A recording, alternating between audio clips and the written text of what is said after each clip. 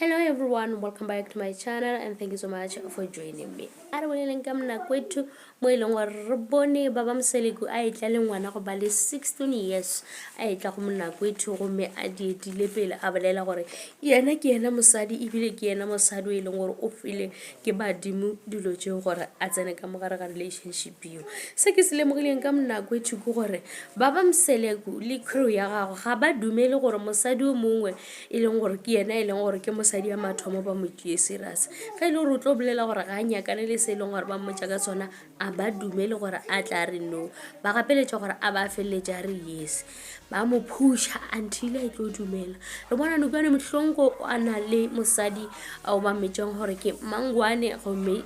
o girlfriend ya ikgweditšeng e le Mambane. Mangwane o na le bana ba babedi, ngwana mošemane le ngwana ngwanyana,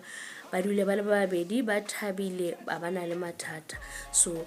Mambane yena o na le 16 years gomme ke o eleng gore baba mohlonko o re yena o montšhitše ke badimo gore o swanetše gore a dule le yena e tlebe mosadi wa mathomo a monyale e se first wife mola e le gore Mangwane ke gala le gona ka gare ga relationship ya gagwe o bile o na le bana ba babedi wa mošemane le ngwanyana jalo ka re yena ore badimo ba tlile ka di-visions ba mmontšha di-signs ba mo loriša ba mo dira dinyeng yena o feleleditše e le gore o dira se e leng gore ba fase ba boletše so ba fase ge ba boletše go apala gore yena ka ba botša re a ke gane gore mosadi e le Mangwane wa ka o kgethile ke nna ke a morata yena a ka tla a batliša mosadi ola wa badimo as a second wife ke lenyatšo se a se dirang a ke bone e le gore go ne le mosadi e leng gore a ka dumelana le sena mara Mangwane o feleleditše e le gore o gapeletša gore a dumele ka ge e le gore mosadi o monnyane e leng Mambane o mmoditše gore nna le monna ga gore bereka ditaba tša badimo re le ka mokana ene ge re sena ge e le gore ga o dumele gore ke tsene ka mogare ga tabe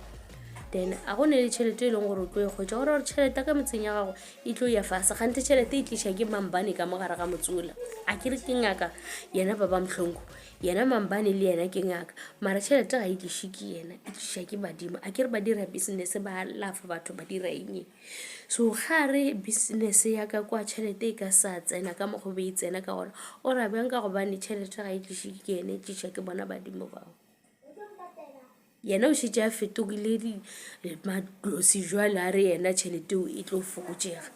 ene taba gore baba Mhlongo a re yena ga ile mo dilong tša gagwe ba ile go bina ba ile go dira eng a feletše le gore yena o tliša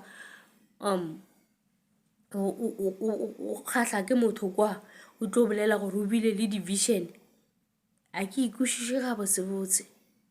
a ke ikušiše gabotsebotse ba batla ba mo gatelela ba bolele gore ge e le gore tšhelete ka mogae ga e sa tsena mosadi a se ka tla makana mosadi jwale ka gobane yena a go na le letseno le e leng gore wa ditliša ka ga e feletše le gore o a dumela gore baba Mhlongo a dule le Mambane imagine as a first wife and then yena e ra gore tlo ba mosadi ya bobedi